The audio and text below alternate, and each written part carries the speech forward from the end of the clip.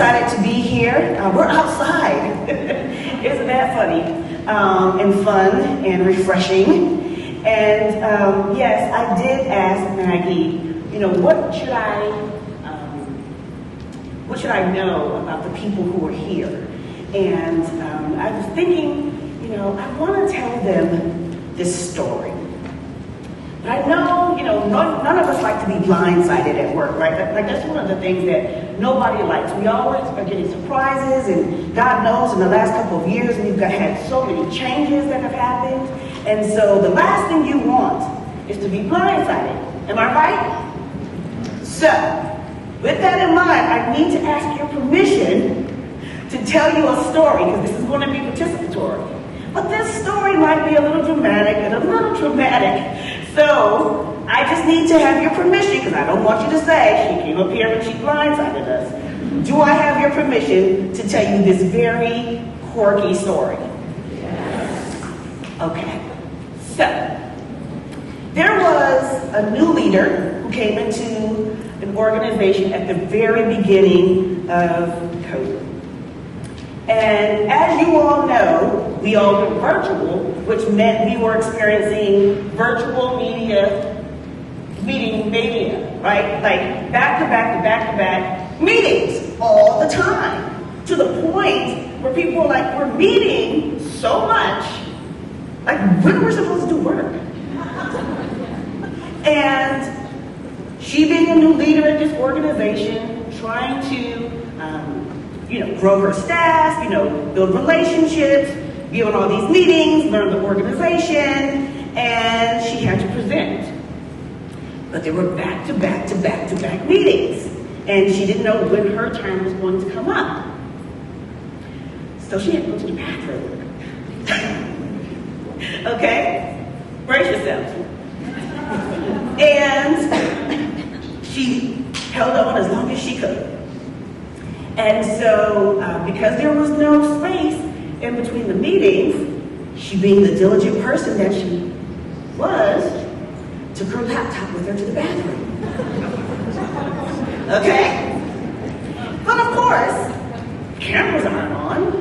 It's on mute, just waiting for her turn to speak. So, she handled her business, and she set her laptop down. And what she didn't know is that when she set her laptop down, it triggered the camera.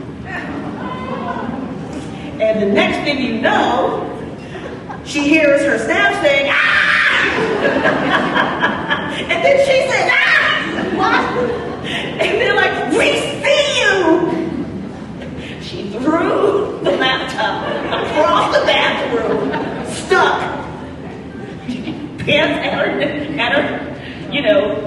ankles,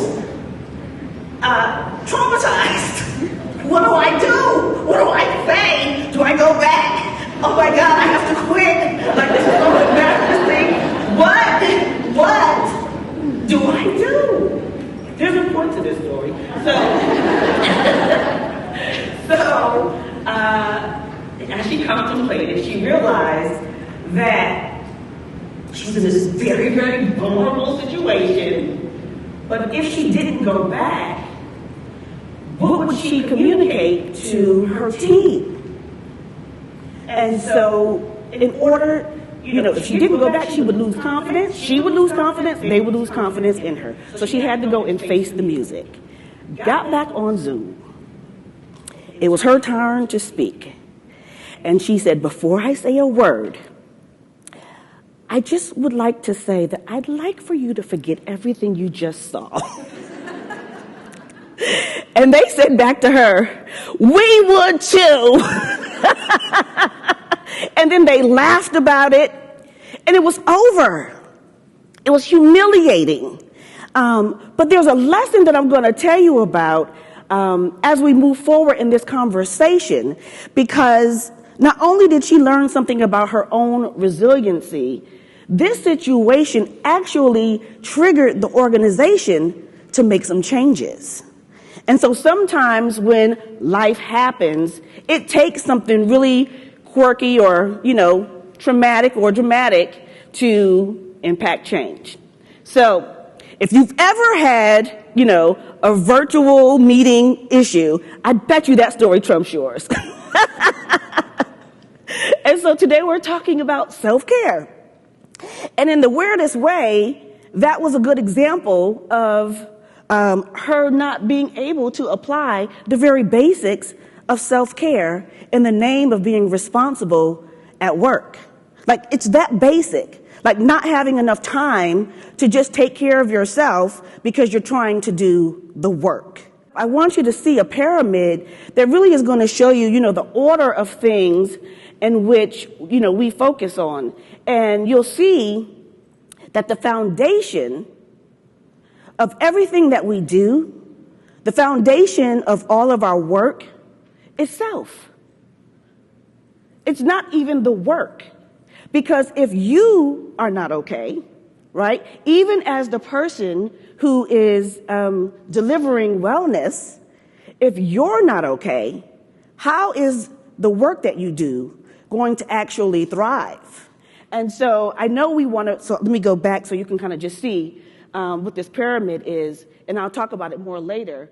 So it's community, which represents legacy. It's the work, which is passion and skill.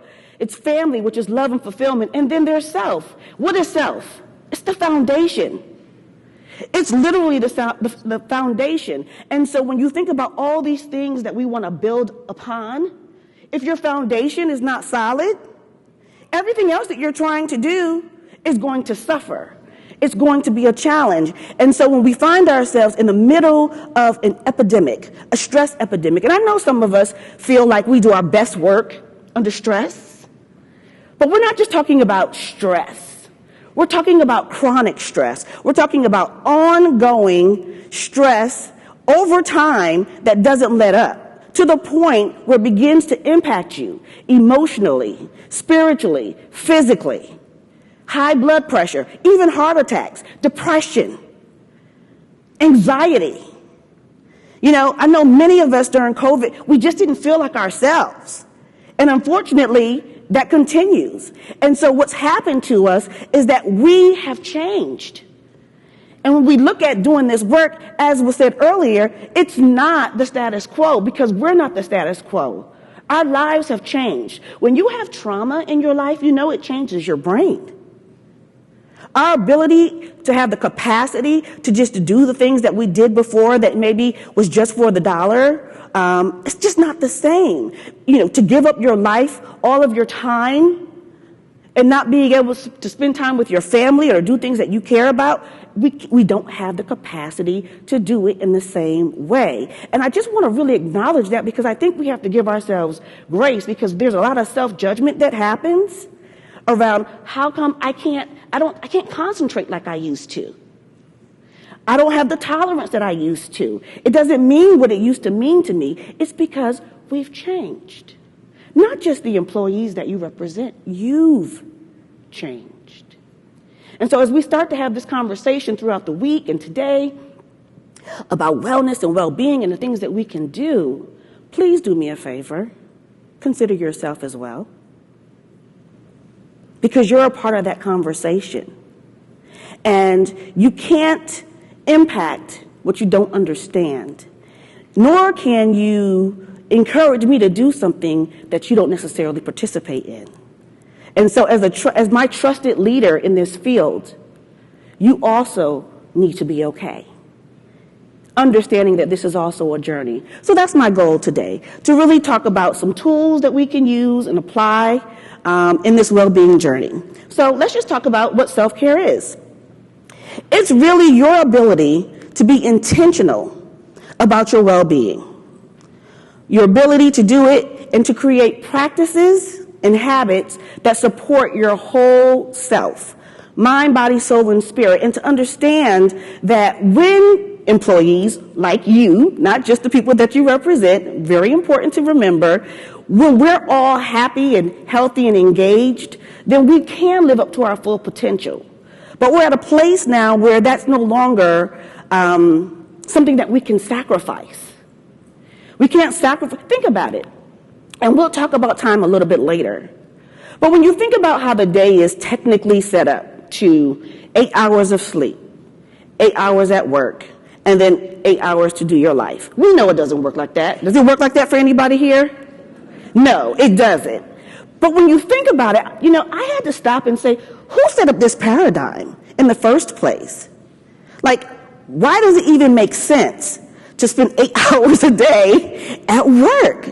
Which we're going to talk about a little bit later. But the reason why I ask this is because we've been taught all these years that when you go to work, you leave your life, your personal life, your whole self at the door, and then you go to work for 8 hours.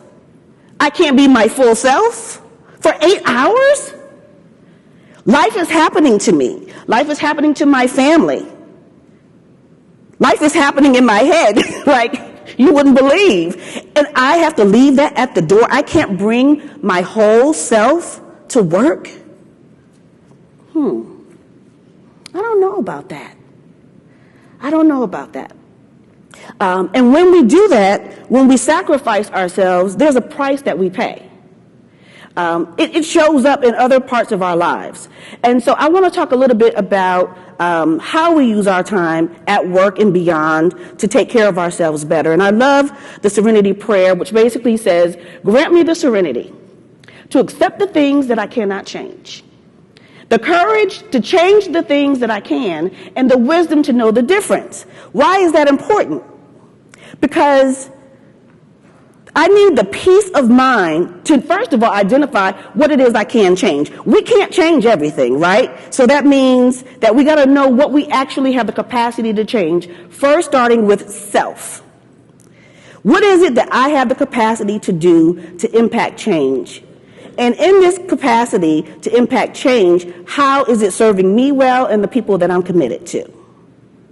What are the things that I just can't do? It's not realistic. Why is that important to know? Because it's not a good use of your time trying to do things that you really are not set up properly to do. And if we don't know anything else after these last couple years, we know that time is extremely precious. And I'll tell you my age, since you mentioned my birthday. I turned 50 on the 17th. Thank you. Now, ladies, let me just say, I struggled with that thing.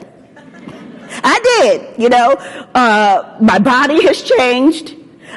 Certainly, I need to know, this peacetime is super important because perimenopause will have you evil. Everything and everybody gets on my nerves. And please do not waste my time. And whereas before I had the capacity to take it, I no longer do. So I'm having my own personal COVID experience in that response. Like, my tolerance level is like, no ma'am, I cannot. We will not. And so the reason why I mention my age, though, is whether it's your age or whether it's because situations like, the pandemic have taught us that life is fleeting, right? Like, literally, I have more years behind me than I do in front of me. What I do with the remaining of my years is super important. I really need my life to count. I really need to, but the responsibility is not on you to make my life work. The responsibility is on each one of us to make our own lives work, and in doing that, using our passion to fulfill purpose, which hopefully will have an impact on somebody else's lives, because ultimately we're in the business of service.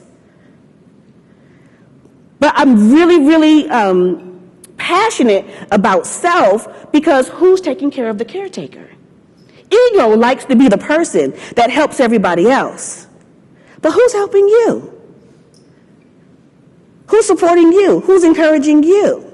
When we looked at the pictures during the pandemic of the nurses and the doctors, and we saw the imprint on their faces and how tired they were. I just saw a report this morning about the police officers here in Chicago who've been working 11 days in a row with no break. These are caretakers. These are the people who are literally saving lives. And you have a significant role to play in helping to elevate the quality of life for people.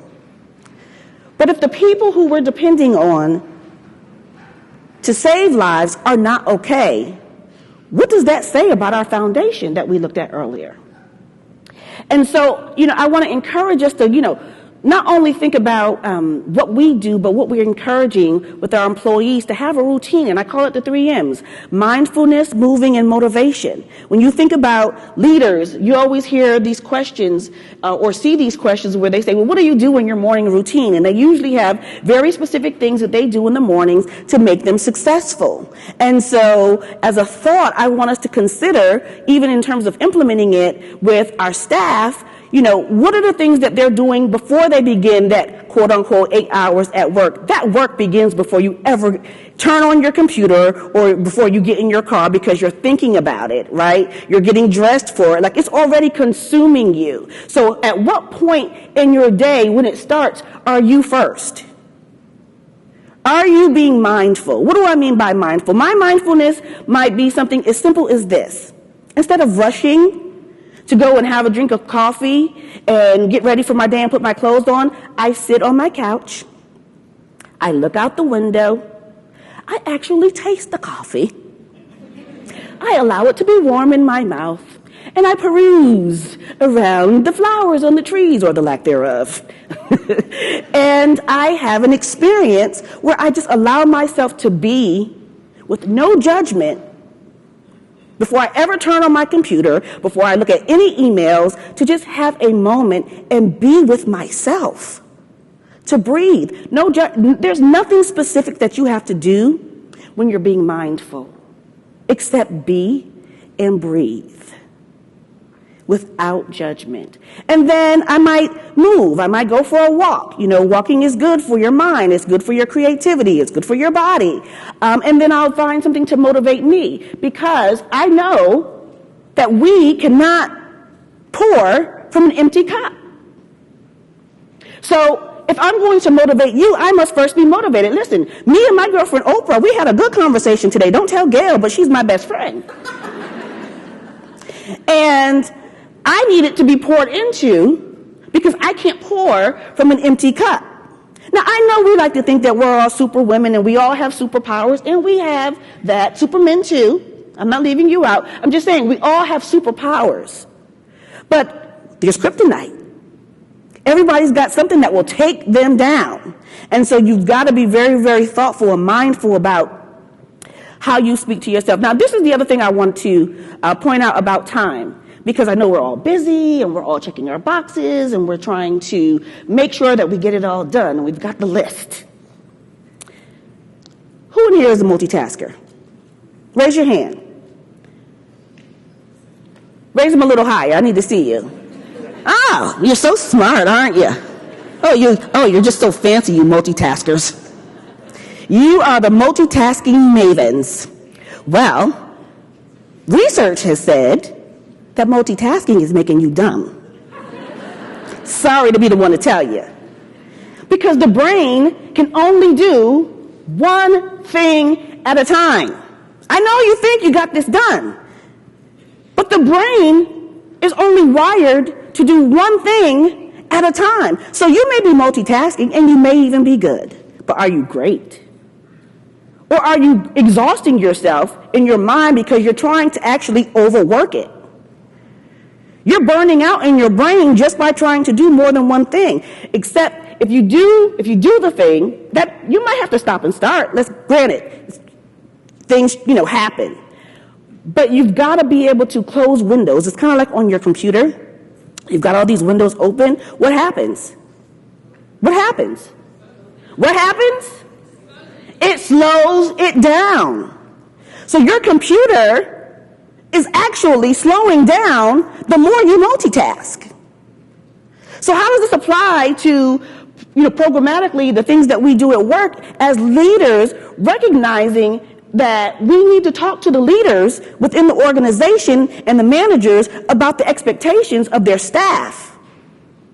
And are you actually helping them to be, God forbid, more productive, or are you actually slowing them down by asking them to have multiple deadlines in one day? If the brain can only do one thing at a time, maybe we need to consider how we use these quote unquote 8 hours, right? And so then we have to be proactive about the things that we're doing. You know, when I came here, and like you all who traveled, we had to be on airplane mode, right? Our phones were off. Sometimes we've got to be very specific about turning things off so that we can get the work done, so that we can complete things. And so one of the things that I try to do when I have big things that I need to accomplish is I go into airplane mode. I have to cut everything off so that I can focus, because my brain can only do one thing at a time. And even though I think I'm pretty smart, perimenopause has taught me that my brain and my body can only do one thing at a time. And so I looked at some of these strategies that I think will serve us well when it comes to meetings, and the meeting that I told you about earlier, that virtual meeting. Like, this picture to me kind of demonstrates what those people were looking like when they were looking on the other side of that computer. Like, oh my God, what is happening here? And what we found is that we know that meetings can create a lot of anxiety. And it's adding more stress to the workforce. But what I thought was really interesting is not only is it the number one complaint by employees interfering with their ability to get work done, but most meetings are considered unproductive, of course not yours, cost organizations $37 billion annually, and it's considered the top time waster at work. Okay? Now, here's the interesting thing. It's been noted that people only spend about 3 hours of real working time in a day. I know that doesn't apply to you, but only 3 hours. Now, you're doing stuff, but I'm talking about real work. About 3 hours a day. So do we really need to be working 8 hours a day? That's a conversation for a whole nother time. But it's because we're doing these meetings, we're doing all these other, we're multitasking, and it's actually taken away from our ability to get real work done. And so maybe, just maybe, we need to use the mornings as our time to get work done, since that's usually when the brain is firing off the most, and we save the meetings for the afternoon. Maybe we need to limit how many meetings we have in one day so that people could actually get real work done. See, by the time you get to the afternoon and you've had your lunch and you're kind of, getting a little tired, or, that might be a good time to kind of be on Zoom. Because you don't have to be as engaged, but you can still get stuff done. But if you're going to have me in meetings all day long and then expect me to do work starting at 6, 7 o'clock at night, that's not self-care. That's not a good use of time, but that's definitely what was happening in the midst of the pandemic. And everybody hasn't made that adjustment. And so I think managers really need to be coached about how they lay out their day. How are you laying out the day strategically in order to maximize the time and the energy of the teams and your employees? And that starts with leadership, okay, which we'll also talk about. And so we kind of already talked about, meditation. And so I think we all know that, mindfulness and meditation is good for your overall well-being, helping you to relax, helping you to boost your energy and your memory and all of these things. But self-care is not just for your mind, it's also for your body. And what do I mean by that? There's one key thing that I want to share. And so I use the acronym NEW. And most of these you know about already. You know about walking outside. You know about eating. So I'm like the anti of everything we've kind of always learned today, because we've talked, we know these things. But it's the N that I want to talk about in the new. Napping. Napping. We say we need 8 hours of sleep. How many people in here actually get 6 to 8 hours of sleep every night? Not quite half the room. Okay, so how many people are getting 6 or less? Anybody getting more than 8 hours of sleep? All right, just a few. So, but what we know is that when we sleep, it's really our whole being recalibrating. Like, our being needs to sleep. And some people feel like, oh, well, I can just, I can function off of less amount of sleep, but eventually it's going to catch up with you. And what we found is that NASA has actually discovered that if you take naps, now if you tell me as a manager or a director or a leader that you're going to take a nap in the middle of your workday, I'm going to think you're lackadaisical until I saw this study. And NASA has said a 26-minute nap improves your alertness up to 54%. And it boosts your job performance by 34%. 26 minutes. I've tried it. It works.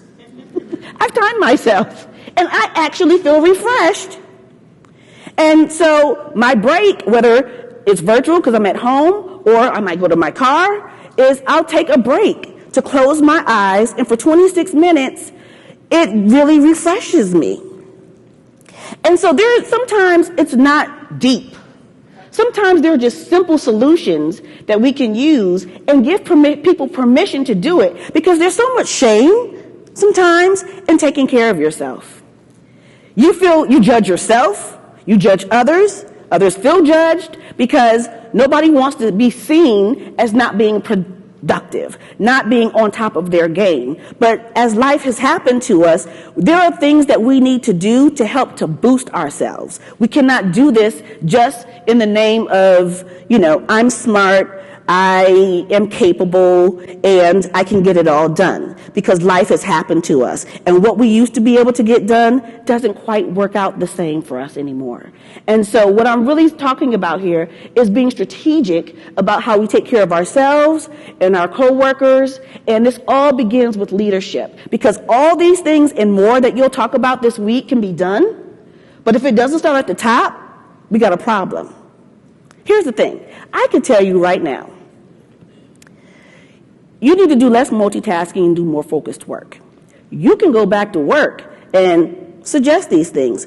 But if the manager doesn't actually implement these things, and they're calling you at 7 o'clock in the morning, no boundaries, first of all.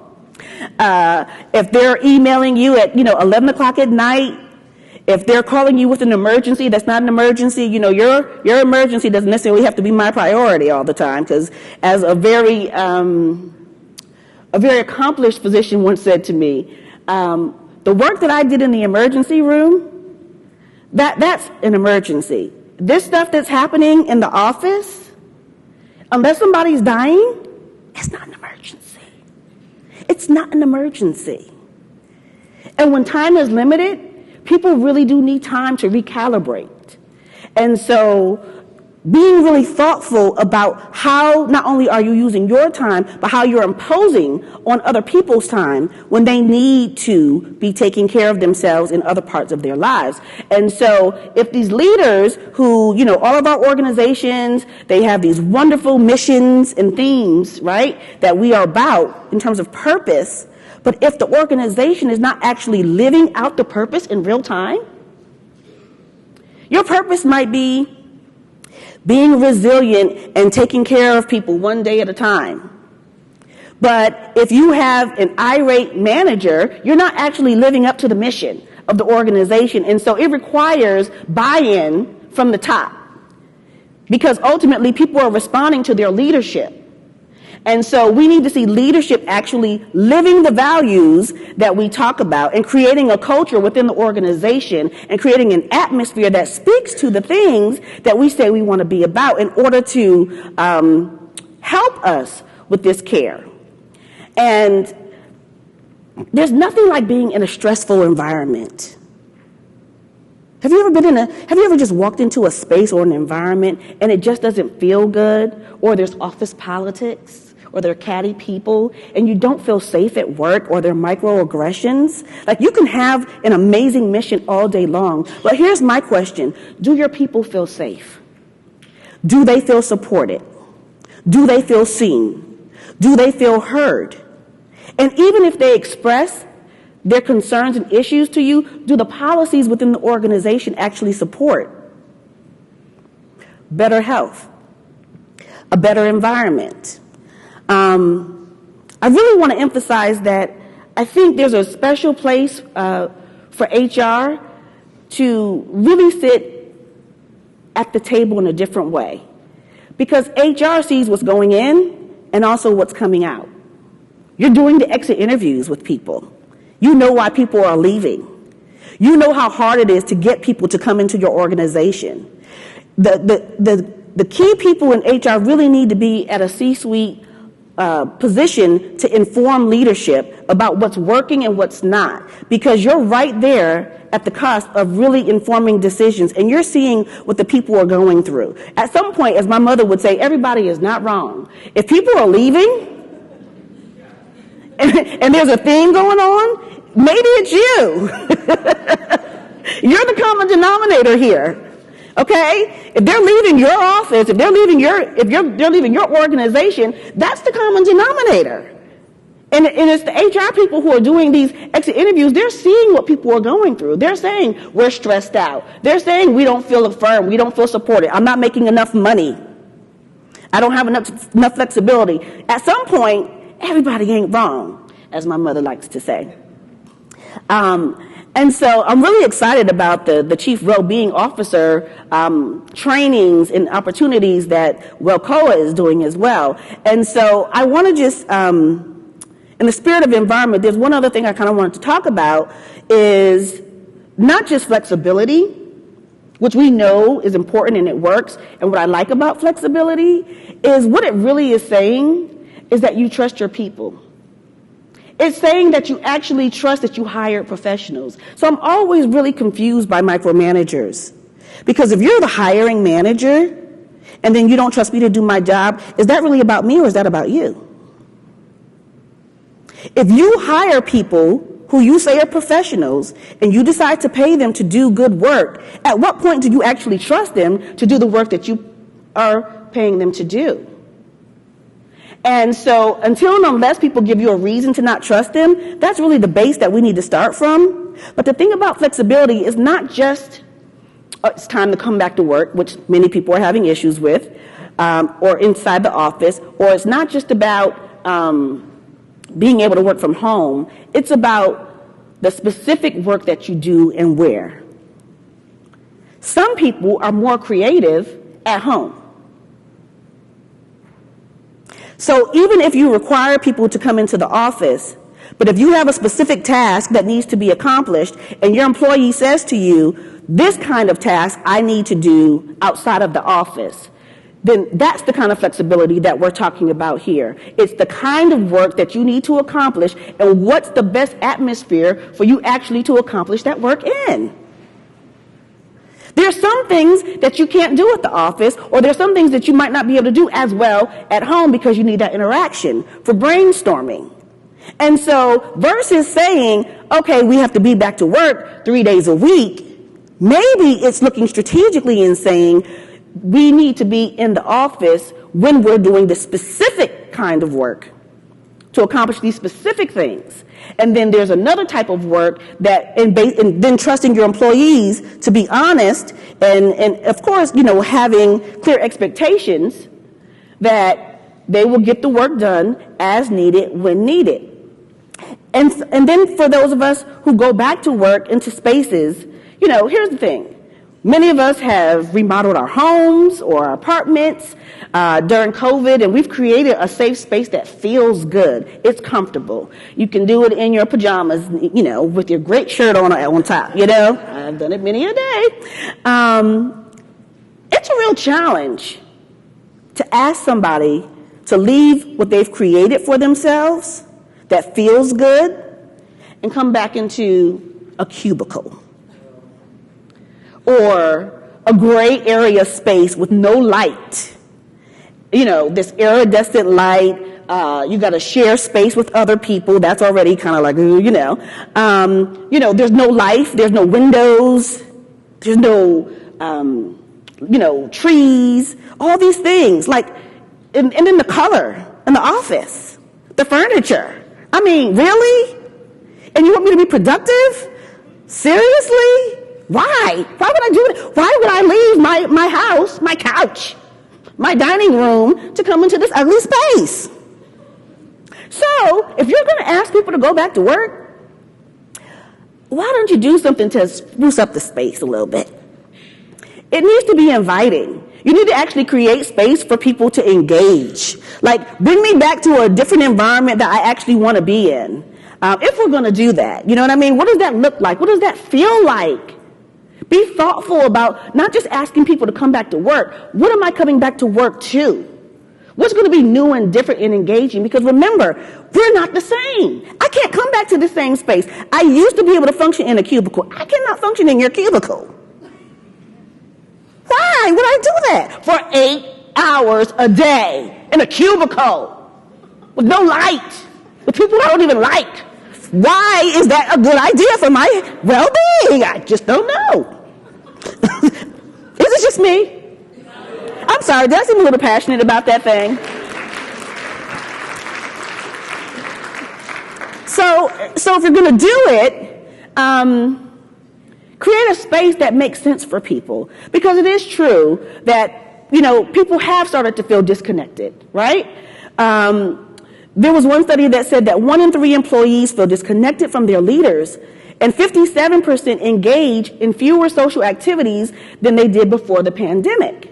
So this loss of connection then leads to silos, and we know what silos do. Everybody's got their own agenda. There's no team building in that. And so it is important to have connection and figuring out creative ways to do that. But when there's strong connection, people are 30 times more likely to do great work, 3 times more likely to stay with the organization, and 96% less likely to burn out. Now, this all still goes back to leadership, though. How is the leadership of your organization, how committed are they to creating that space, and how committed are they to engaging? Don't ask me to do something that you're not also willing to do. When people see their leaders engaging, when your leaders are touchable, when they're actually involved in helping to create a space of connection, then that's going to encourage their direct reports to do the same. But you've got to create the environment that you want people to experience. And so I'll go back to that last question that I asked before. Do people feel safe around you? A lot of people don't want to come back to work, not just because they like to be in their living room in their pajamas, but they also don't feel safe in the space that's being created. There's a lot that's happened over the last few years. And the experience that we've all had and how we viewed it, and the lens by which we look at it, it looks a little different for everyone. And so if you're dealing with workplace politics, if you're dealing with people who don't seem to get you, if you're dealing with microaggressions, if you're going to have to deal with it anyway, a lot of people are afraid to come back into a space where they've created a safe place for themselves, and they don't want to come out of their comfort zone to enter into a space where they don't feel cared for. So I ask you as leaders, what is emotional intelligence to you, and how is that happening? And how is it happening from a leadership perspective? And what is emotional intelligence? It's your ability to manage yourself and your emotions as well as others in real time. It's not really about what you're selling. It's not. It's not really about all the programs that you can bring to the table. It's not about the apps. It's not about what you're selling. It's about what people are buying. What are they buying? What do they need?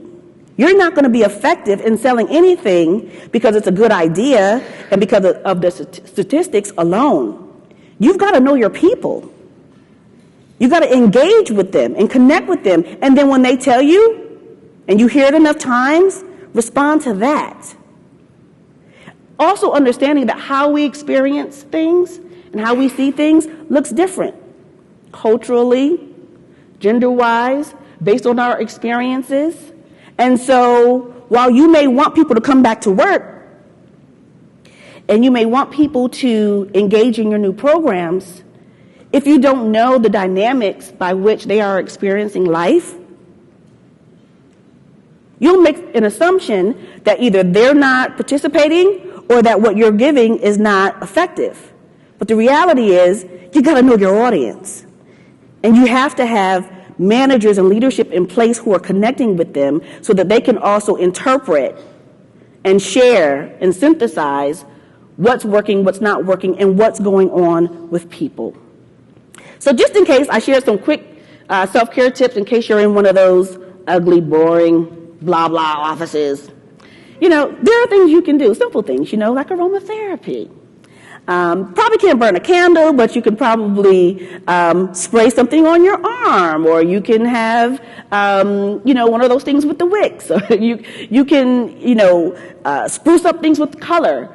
I call it all, right? Aromatherapy, looking, listening, and laughing. Color psychology is really important. Like when you think of red, what do you think of? Talk to me. Right? Colors not only have psychology, they're also commercialized, right? Because of the psychology. Right? So there's Valentine's Day, which you may or may not believe in, but because it's a power color and because it makes people feel a certain way, they use it to market to the audience, right? And so it's the same with green or blue. And so when you look into the color, the psychology of color, and then you think about how you want to feel or what you want to communicate, these are things that you can then begin to be strategic about, as simple as this: what you wear. We talked about that serenity prayer.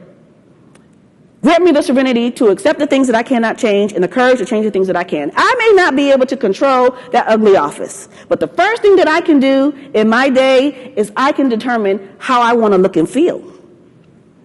And so my power color is orange. And so I stopped wearing brown all the time because it was bringing me down. But also because I realized people were responding differently to me based on the colors that I wore. There was this one girl in the office. She was really quirky and upbeat, and everybody liked her, and she wore pink all the time. And I was just like, what is going on? Why is she so perky, first of all? And why is she always wearing pink? But I watched how people were responding to her. And I said, oh, okay. She's wearing bright colors. And I am a grounded person. I like earth tones, but I have a bubbly personality. But what I was wearing was not communicating who I am. So I said, let me be strategic about this. And I decided to go shopping, first thing I could do. But should have been a write-off, right? So I went shopping, and I started thinking about the colors that I like. And I started thinking about my personality. And so orange really fit my spirit. And I started wearing brighter colors. Guess what started to happen? People started responding to me differently. People started noticing me who didn't notice me. But there is a psychology to color. That's the one thing. I can control how I want to show up in the world. You can control how you want to show up in the world. You can control how you start your day. You can control what you offer up based upon the learnings that you'll be getting all week and that you've already learned. But there are just some very specific things that may not think about, but actually have a direct impact on our self-care. I felt better when I wore different colors because it has energy. And energy doesn't have a beginning or an end. It just transfers. It transfers. And then there's laughter. There's listening. You might want to listen to music while you're in the office. You want to do things that make you feel good, that inspire you. And then there's laughing, finding opportunities to not always work, but to have a good time, to connect with people.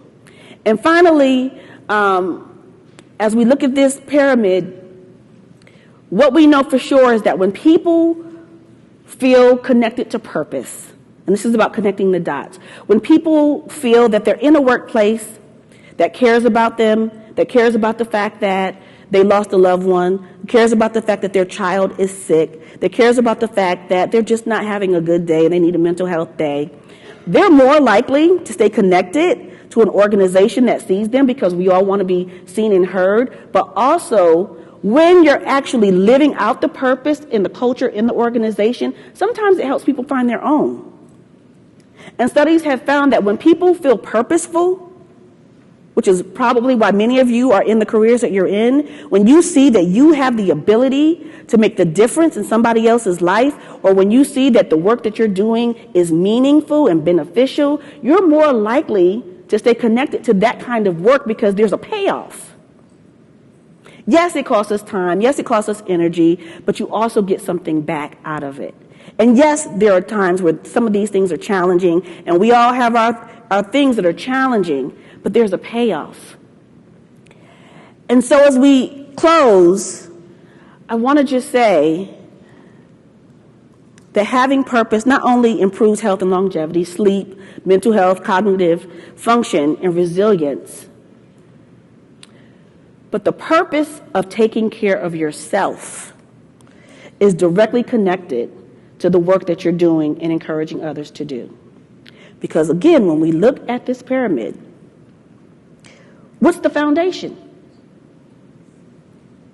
All of this other stuff crumbles if the people are not okay, including you, including what you decided to put on today, including how you began your morning. Your ability to do this amazing work that you do means you also have to be involved. You have to be taken care of, and you deserve it. Soon I'll have a book talking about some of this stuff, but more importantly, I feel honored to spend this time with you, to encourage you, to let you know that you are seen, you matter, you matter. You're not just a caretaker, you're not just a worker, you're not just the person helping other people be well. You too must be well. You deserve self-care. It is not selfish. It is a scalable solution because yes, the organization, the business will make more money, will have more productivity, will have more hours, maybe even more than 3 hours a day, or at least 3 really good hours of real work being done if the people are good. Thank you so much.